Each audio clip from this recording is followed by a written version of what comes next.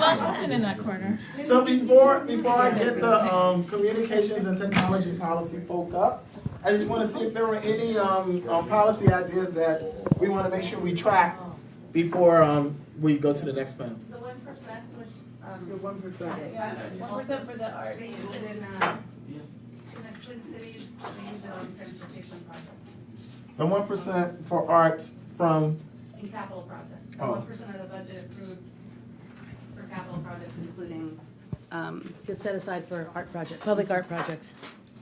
affiliated with that project. Exactly. And I think San Francisco had a hotel room tax that went to fund arts organizations, not just public. Oakland does that. Change it out to tax. We haven't done it yet, but we're thinking about doing that too. There's also an arts education project in Alameda County. And the goal of it is to have Every child, every day, in every in every school. Art. So basically, to have a public school policy, board policy, to make sure that every child has art every day in school.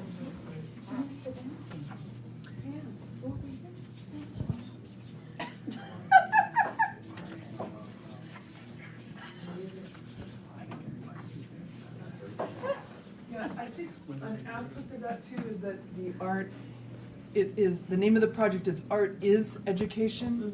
And so it's not just sort of art in the sense of, well, it's art as opening the imagination for reinvention and innovation.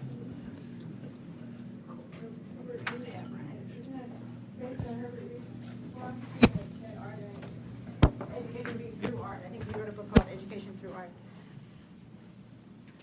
Permaculture zoning that enables integrated housing and agriculture, horticulture, energy production, the whole thing, you know, light industry. I think we should have an art exhibit of Nancy and Alondra's art when we leave this afternoon. absolutely. Only if we get to add Marianne's. There we go. Yeah. So, saying that with the permaculture, but edible landscapes, we think about landscapes as kind of green lawn that actually is really dead. And so it would be really, to encourage more of those edible landscapes that have a different norm or beauty norm to them and a different idea about them, I think is really important. And shameless plug, there's the website, the campaign to get the White House to plant the front, Eat the View, to plant a garden in the front lawn of the White House, edible garden. We have to be very careful what he plants though, because if you plant a melon,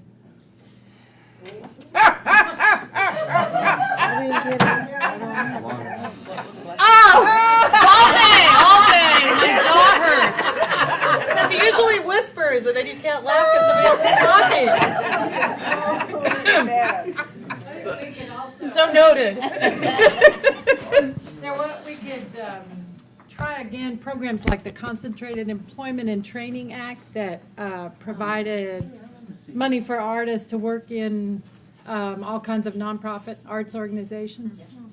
And Vista and AmeriCorps and all those things are community technology centers. And I know that Cook County has implemented art therapists. So MSWs with licensure and stuff, but that came through arts background. And they work with, in mental health, behavioral health kinds of settings and use art as therapy. And also school systems green jobs up there. Green collar jobs. I mean, it could be art too.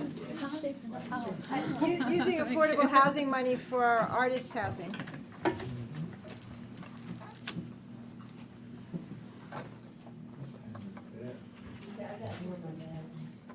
Make low-income housing beautiful.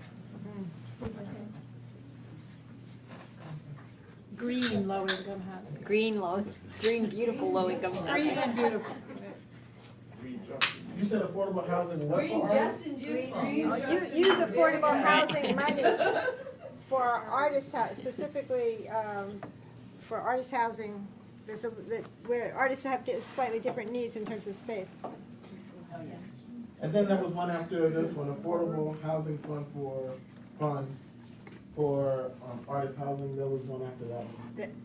It was The low income. Green, beautiful, and just low-income housing.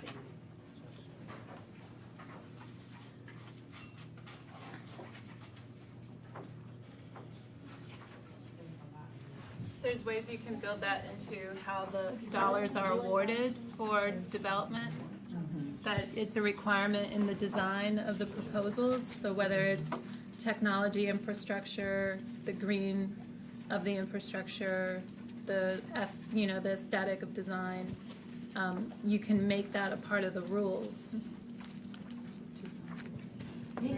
Has everyone noticed Martha's beautiful drawing? I know, I like it.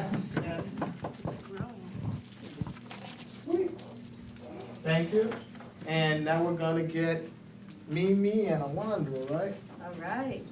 For technology and communications.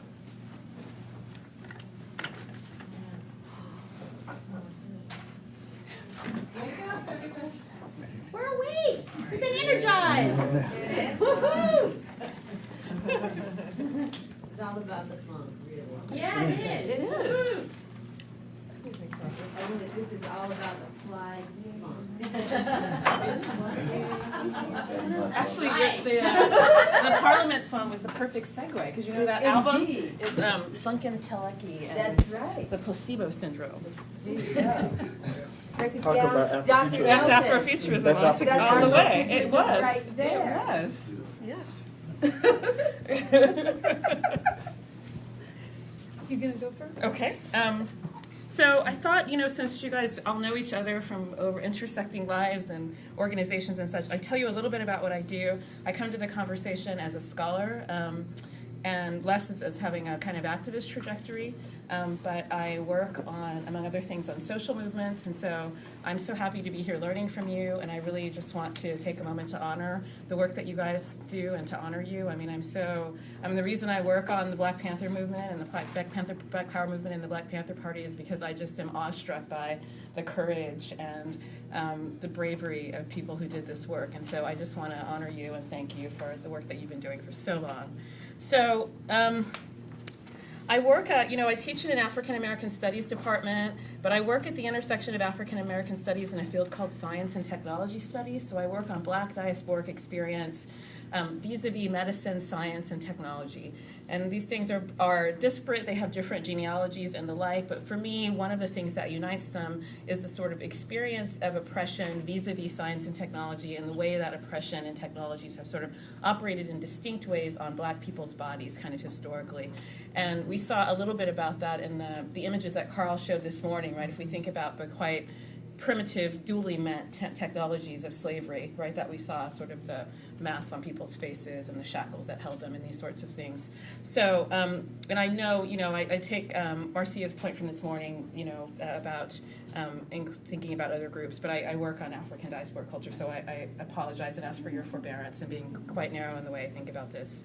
So, so the projects for me are cultural projects. One is this Afrofuturism project that I started in 1998 as part of an arts collective, which included working artists and curators and these sorts of things, and was really, well, I'll say second. The second project is a book I just finished on the Black Panther Party's health programs that will be out next year.